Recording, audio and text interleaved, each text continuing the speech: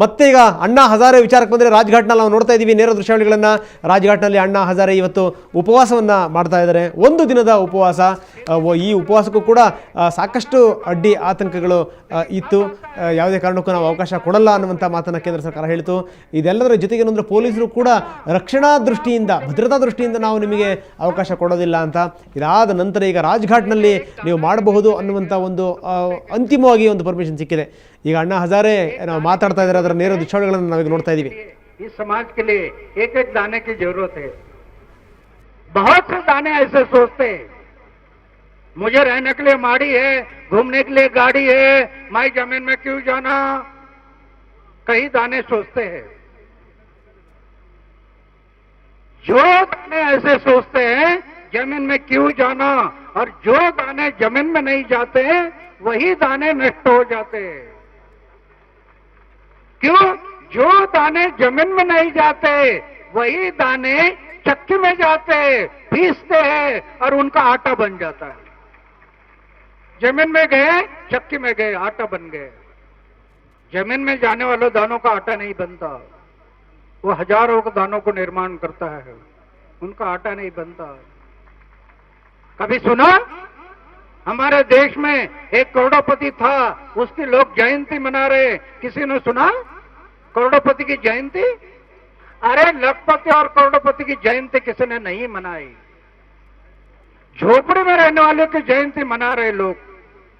गांधी जी की मना रहे, अहिल्या देवी की मना रहे, लेकिन लखपति करोड़पति की जयंती नहीं मनाई.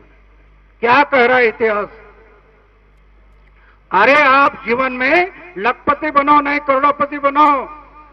सिर्फ खुद के लिए जिंदा रहने वाले लोग हमेशा मरते हैं, औरों के लिए मरने वाले लोग हमेशा जिंदे रहते हैं, जो औरों के लिए मरते हैं.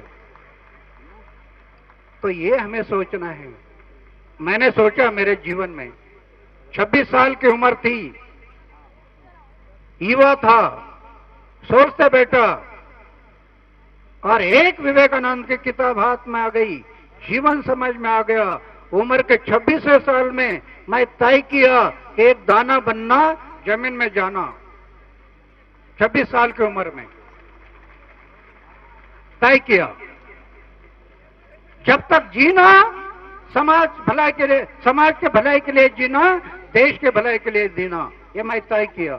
और जिस दिन मरना, समाज के भलाई के लिए मरना और देश के भलाई के लिए मरना, ये मैं तय किया मेरे जीवन में. इसलिए तो मैं पिछले टाइम भी बोला था कि मैंने ये तय किया है. अरे दिल दिया है, जान भी देंगे. ये वतन तेरे लिए, तेरे लिए, तेरे लिए जान भी देंगे. ये मैं तय किया. इसके कारण तो मैं हथेली पर मृत्यु को लेकर ये गुंडों के साथ लड़ रहा हूं. मृत्यु हथेली पर है. और जब मुझे सिक्योरिटी लगाई सरकार ने, तो मैं सरकार को लेटर लिखा. अरे भगत सिंह ने कब सिक्योरिटी मांगी थी? सुखदेव राजगुरु ने कब सिक्योरिटी मांगी थी? अगर सिक्योरिटी मांगते तो इस देश को आजादी नहीं मिलनी थी. कुर्बानी की तैयारी रखी और मैं उसमें लिखा सरकार को, अरे हार्ट अटैक कर लोग मरते हैं, हार्ट अटैक आकर लोग मरते हैं. ऐसा हार्ट अटैक आकर मरने से अच्छा है समाज के भलाई के लिए मृत्यु आ गया तो मेरा सौभाग्य होगा. समाज के लिए मृत्यु आ गया, ये मेरा सौभाग्य होगा. तो इसलिए बड़े बड़े गुंडों के साथ मैं लड़ रहा हूं, मृत्यु को हथेली पर रखकर. अभी अभी 6 मंत्री घर गए. एक मंत्री ने 30 लाख रुपए की सुपारी दी मुझे मारने के लिए, 30 लाख रुपए की. लेकिन तो मारने वाला कहा, ये अन्ना के साथ दूसरा वाला है ना, उसको हम मारते, लेकिन अन्ना को नहीं मारेंगे. वो तो सन्यासी आदमी है, उसको क्या मारना. मेरी विनती है, आंदोलनकारियों से मेरी विनती है, युवकों से मेरी विनती है, आजादी की दूसरी लड़ाई हमें लड़नी है ना, तो शुद्ध आचार, शुद्ध विचार, निष्कलंक जीवन, त्याग और सच्चाई के मार्ग से चलते रहो, सच्चाई के मार्ग से चलते रहो। ऐसे समय भगवान आपके पीछे खड़ा हो जाता है, वो मृत्यु आने नहीं देगा, आपके पीछे खड़ा हो जाता है रक्षा के लिए। ये मैं अनुभव किया मेरे लाइफ में। इतना गुंडों के साथ में लड़ते आया है, लेकिन भगवान ने रक्षा की। क्यों? जीवन में दाग नहीं, इतना भी दाग नहीं लगने दिया। मैं ये क्यों बता रहा हूं? ये आजादी की दूसरी लड़ाई हमें लड़नी है, और उसमें अगर कामयाब होना है तो लड़ाई लड़ने के लिए जो जो लोग इस लड़ाई में शामिल होंगे उसमें ये गुण होना जरूरी है। ये गांधी जी का संदेश है। गांधी जी ने अपने जीवन से हमें संदेश दिया। उन्होंने कहा ना, मेरा जीवन ही मेरा संदेश है। तो अपना चारित्र को संभालना, आचार विचार को संभालना, निष्कलंक जीवन, त्याग। और एक बात को याद रखना, लड़ाई लड़नी है ना, दूसरे आजादी की लड़ाई लड़नी है ना, तो कई लोग आपके साथ बुरा बर्ताव करेंगे, आपके बारे में कुछ बोलेंगे। ऐसे समय पर अपमान पीने की शक्ति रखो, गांधी जी का संदेश है। देश की भलाई करनी है ना, समाज की भलाई करनी है ना, तो वैयक्तिक अपमान को पीना पड़ेगा। वैयक्तिक अपमान को पियो। सामूहिक अन्याय को पीना बहुत बड़ा दोष है, लेकिन वैयक्तिक अपमान को पीना है। जितना अपमान पीने की शक्ति आएगी उतनी आपकी काम की ऊंचाई बढ़ेगी।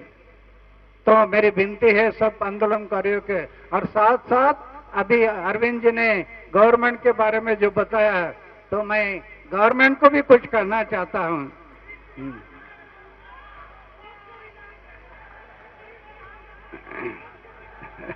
सरकार को हम ये कहना चाहते हैं कि सरकार और हम दो नहीं है, हम एक ही है।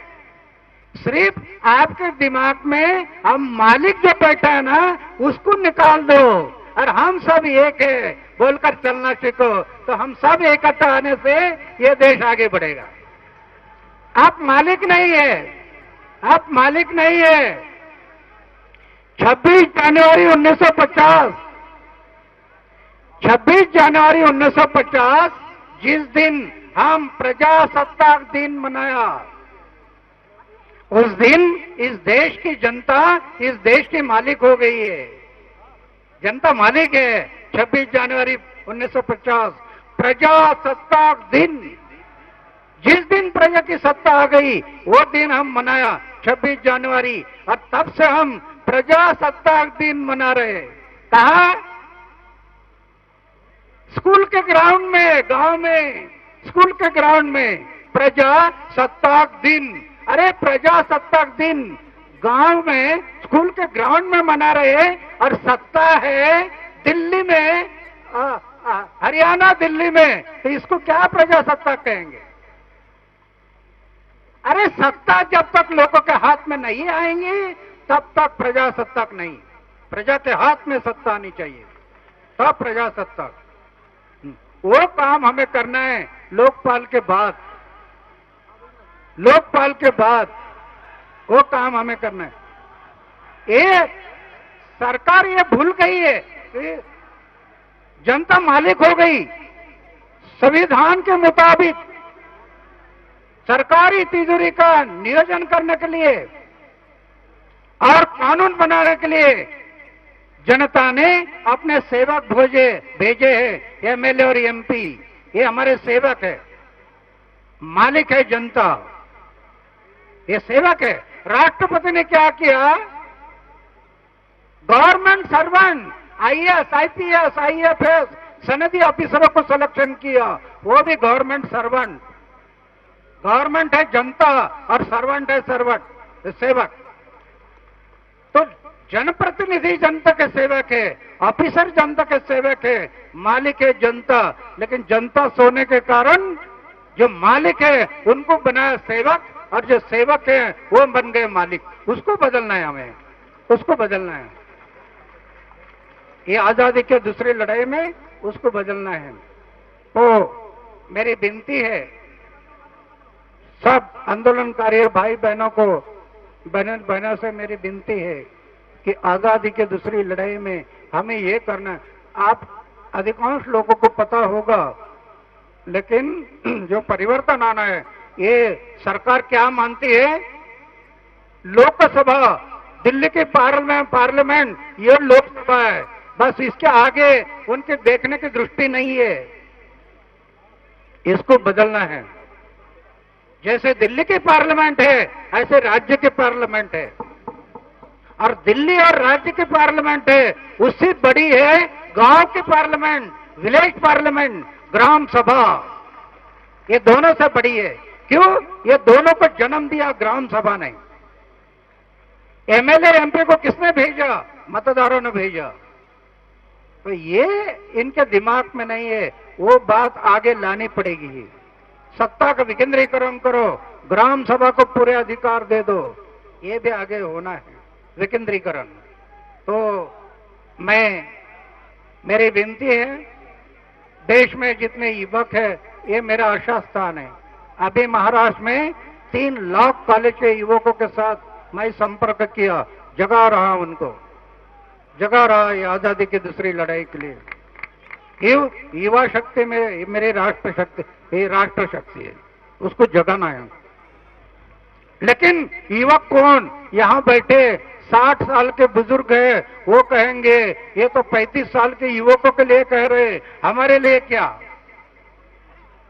अरे युवा ये शरीर पर नहीं है, युवा है मन पर।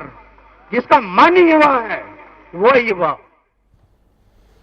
ರಾಜ್ಘಾಟ್ನಲ್ಲಿ ಅಣ್ಣಾ ಹಜಾರೆ ಮಾತಾಡ್ತಿರೋದನ್ನು ನಾವು ನೋಡಿದ್ವಿ. ನೇರ ದೃಶ್ಯಾವಳಿಗಳನ್ನ ಅಣ್ಣಾ ಹಜಾರೆ ಹೇಳ್ತಾರೆ, ಜನರು ಮತ್ತು ಸರ್ಕಾರ ಬೇರೆ ಬೇರೆ ಅಲ್ಲ, ಜನತೆ ಅಂದ್ರೇ ಸರ್ಕಾರ, ಸರ್ಕಾರ ಅಂದ್ರೇ ಜನತೆ, ನೀವೆಲ್ಲ ನಮ್ಮ ಸೇವೆ ಮಾಡಲಿಕ್ಕೆ ಆಗಿರುವಂಥದ್ದು. ಎಲ್ಲಿ ಯಾವಾಗ ನೀವು ನಾಯಕರ ಥರ ವರ್ತನೆ ಮಾಡ್ತಿರೋ ಆ ಸಂದರ್ಭದಲ್ಲೇ ನಮಗೂ ನಿಮಗೂ ಭಿನ್ನಾಭಿಪ್ರಾಯ ಬರುವಂಥದ್ದು. ಯಾವುದೇ ಕಾರಣಕ್ಕೂ ಪ್ರಧಾನಿಯನ್ನು ಈ ವಿಚಾರದಲ್ಲಿ ಹೊರಗಡೆ ಇಡಲಿಕ್ಕೆ ಸಾಧ್ಯ ಇಲ್ಲ.